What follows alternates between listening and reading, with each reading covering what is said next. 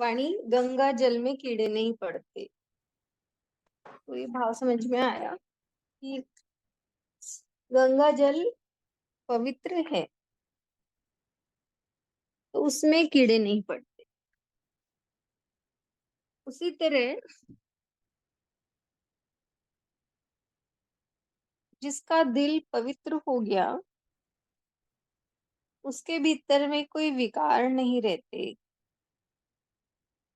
जैसे संतों की वाणी है, उसमें कोई अशुद्धि नहीं है, कोई विकार नहीं है। संतों की वाणी पवित्र है, सत्य से परिपूर्ण है। इसलिए जो भी सुनता है, उसका हृदय पवित्र हो जाता है। जितने भी जिसके जितने भी विकार होते हैं, वो हट जाते हैं। तो इसलिए संतों की वाणी गंगा जल के समान है। तो जैसे गंगा जल में कीड़े नहीं पड़ते, ऐसे ही संतों की वाणी कभी अशुद्ध नहीं होती, कभी पुरानी नहीं होती। गंगा जल कितने ही सालों घर में पड़ा रहे, वो शुद्ध ही रहता है, उसमें कीड़े नहीं होते। ऐसे ही संतों की वाणी अशुद्ध क्यों नहीं होती? क्योंकि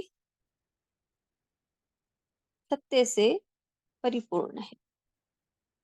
और श्रवण से अनजान प्रियतम हो जाता है। यानी हम सत्संग सुनते रहें, ईश्वर की महिमा सुनते रहें, सुनते सुनते ही वो जो परमात्मा हमारे लिए अनजान होता है, वो हमारा प्रिय बन जाता है।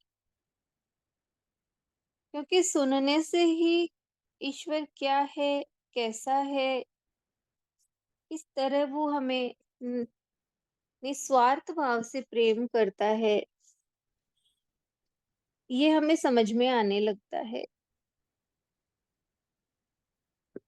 तो फिर सुनते सुनते एक दिन वो जो अनजान रहता है, वही हमारा सबसे प्रिय हो जाता है।